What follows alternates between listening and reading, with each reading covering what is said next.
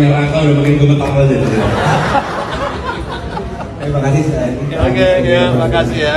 Sukses ya. Terima kasih Pak Anies. Pak Ganjar silakan gantian saya mewawancarai Pak Ganjar. Boleh berikan tepuk tangan dong sekali lagi teman-teman buat Pak Ganjar Pranowo. Pas banget ya.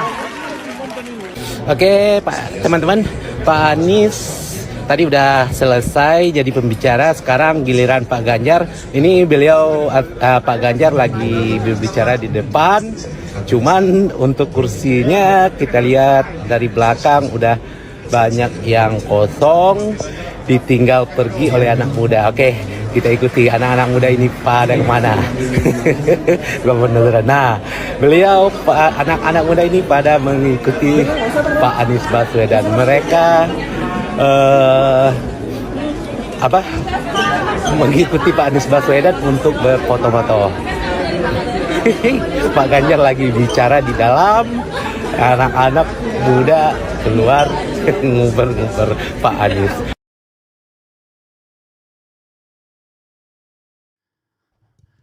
Assalamualaikum warahmatullahi wabarakatuh. Sobat RH sekalian, jumpa lagi kita di jalan di channel yang keren ini, keren cadas. Ya sobat RH sekalian, ini ada hal yang menarik, videonya kita sudah lihat ya. Jadi Anies dan Ganjar beradu cerdas di hari atau di acara yang diadakan oleh anak-anak muda ya, milenial, di acara Hari Menjadi Manusia. Apa yang dibahas? Tapi terlihat ya, Anies mendapatkan kesempatan pertama berbicara, sempat diganggu oleh Ganjar karena ketika Anies belum menyelesaikan sesinya, hampir terakhir, Ganjar tiba-tiba muncul. Dan itu sudah tentu menarik perhatian orang lain ya. Setidaknya siapapun yang muncul ya, asal dia tokoh publik, pasti kan mengganggu penyampaian materi yang sudah mau berakhir tersebut. Tapi ketika Anies berlalu dan Ganjar memulai presentasinya ya, Hari Menjadi Manusia, giliran Anies yang dalam tanda kutip mengganggu Ganjar karena ternyata para penonton, para pengunjung, para peserta itu malah mengikuti Anies Baswedan yang menyebabkan kursi-kursi akhirnya pada kosong. Nah, apa yang ingin saya komentari sobat era sekalian, kita lihat ya, yang hadir di sana pastilah milenial yang berpengetahuan. Sudah pada paham ya, kalau menengah perkotaan, berpendidikan, milenial, ya pilihnya tentu pilih yang punya pengetahuan yang seimbang.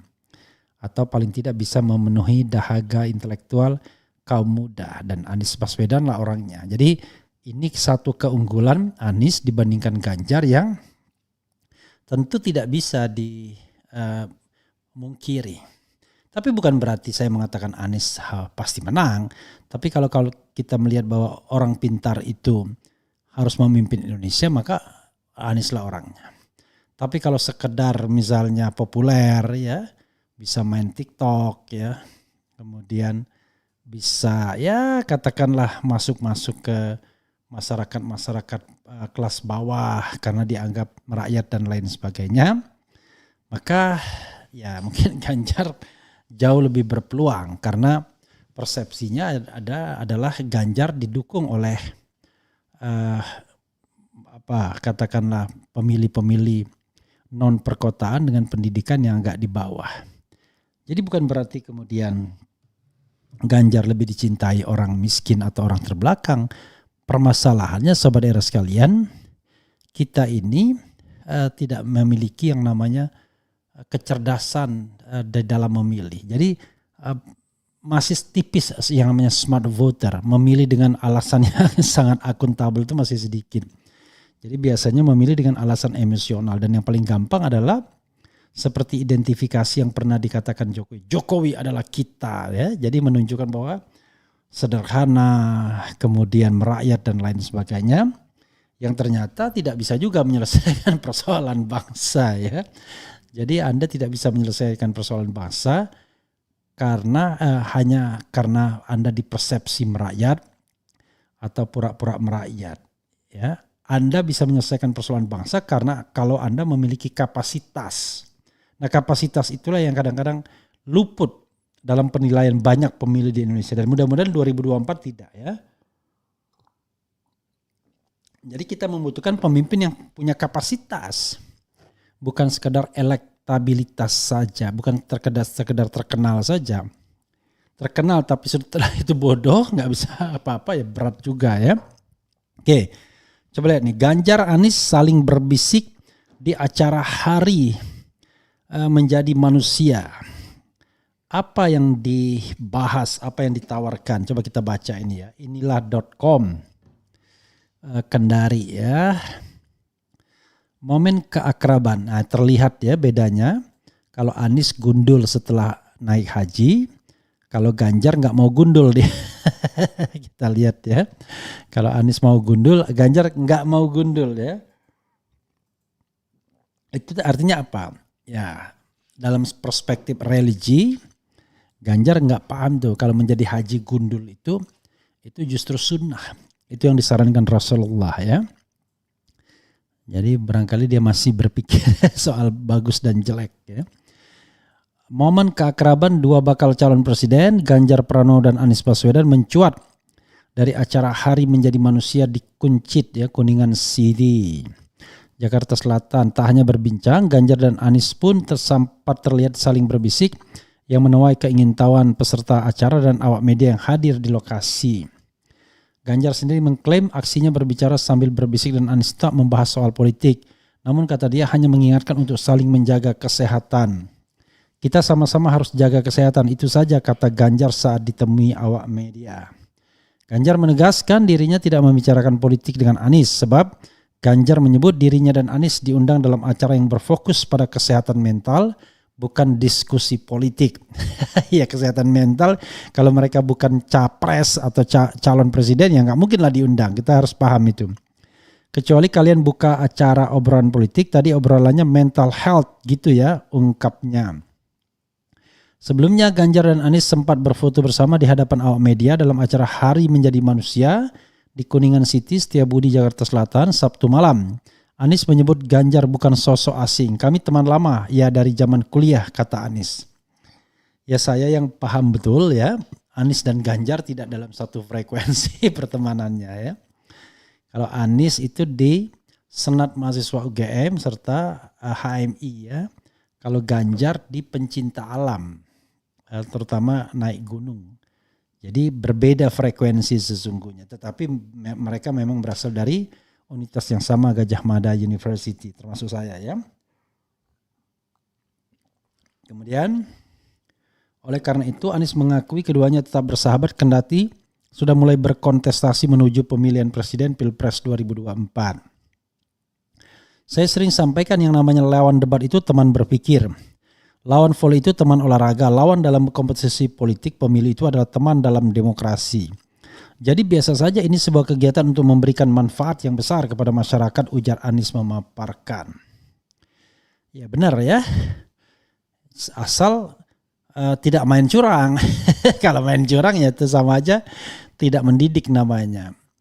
Kita menghormati lawan bertanding kita atau teman berkompetisi kita sepanjang itu dilakukan dengan cara jujur dan adil.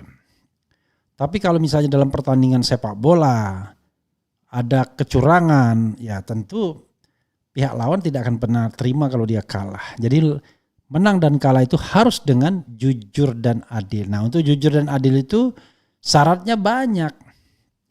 Tidak hanya tergantung atau bergantung pada peserta pemilu itu sendiri, tetapi bergantung dan tergantung juga kepada instrumen atau institusi lain, termasuk Presiden Jokowi, institusi kepresidenan, TNI, Polri, BIN, kemudian ASN, ya semuanya, apalagi KPU, Bawaslu, DKPP, itu semuanya menanam saham yang tidak kecil bagi pemilu yang jujur dan adil. Kalau kita pengen pemilu itu jujur dan adil. Tapi kalau kita pengen pemilu itu sembarangan, ya sudahlah. Gitu ya. Oh ya, saya belum membahas kenapa tiba-tiba kok anak muda ini lebih tertarik dengan Anies Baswedan. Ya sederhana saja. Anies adalah kurang lebih sama dengan Ganjar dari generasi kelahiran tahun 69, 68, Ganjar 68, Anies 69. Jadi usia mereka tidak terpaut jauh ya. Sekarang Anies itu 54 tahun, Ganjar menjelang 55 tahun nanti Oktober nanti. Jadi tidak terpaut jauh dan tentu saja para milenial ini ingin tahu konsep mereka tentang menjadi manusia itu seperti apa. Jadi ya ini pertanyaan-pertanyaan atau katakanlah tema yang menggugah kemampuan untuk berabstraksi. Jadi ini jagonya Anies Baswedan pasti. Anda gak akan menang berdebat dengan Anies Baswedan dengan dua hal. Satu, dia memiliki latar belakang pendidikan yang lebih baik. Ya. Kedua, dia memiliki kemampuan berargumentasi juga baik. Jadi ilmu debat, retorikanya baik. Kemudian latar belakang keilmuan dan pendidikannya juga baik. Jadi dia punya dua keunggulan itu. Ganjar juga punya kemampuan retorika, tetapi tentu dia kalau di sisi pendidikan dan kemampuan literasi barangkali masih di bawah Anies ya. Ganjar tidak pernah merasakan pendidikan luar negeri misalnya. Bukan berarti saya mengatakan pendidikan luar negeri itu lebih baik. Tidak. Soalnya sederhana saja. Pendidikan luar negeri itu memberikan kita lebih banyak waktu untuk membaca dan menulis. Dibandingkan pendidikan dalam negeri yang kadang-kadang capai sambil nyambi kerja. Kalau Ganjar bisa sambil nyambi anggota DPR tiba-tiba jadi master. Kalau Anies kan tidak. Dia master dan PhD-nya memang benar-benar dalam proses belajar di mana in person dia hadir di dalam proses pendidikan di Amerika Serikat dan nggak mungkin diwakil-wakilkan atau misalnya tugas dibuatin dan lain sebagainya karena pendidikan di sana tentu akan berbeda dengan pendidikan kebanyakan kita yang kadang-kadang masih mentoleransi tadi orang-orang tertentu itu bisa mendapatkan gelar S2 dan S3 sambil menjadi pejabat publik. Nah ini yang mengherankan ya karena mereka mampu bayar. Sementara dosen sungguhan tidak mampu S2 dan S3 gara-gara mereka harus struggle for life ya untuk hidup. Jadi kadang-kadang lucu, ada anggota DPR, entah kapan mengajarnya tiba-tiba diangkat jadi guru besar, ada pejabat publik, kapan mengajarnya tiba-tiba diangkat menjadi profesor, nah, itu yang kadang-kadang memprihatinkan kita semua. Sobat semuanya nanti akan kita lihat ya selanjutnya, tapi saya tidak mendapatkan informasi apakah Prabowo diundang atau tidak. Atau mungkin para milenial ini menganggap Prabowo selesai karena jauh sekali dengan katakanlah makom mereka, usia mereka ya. Wassalamualaikum warahmatullahi wabarakatuh. Ciao.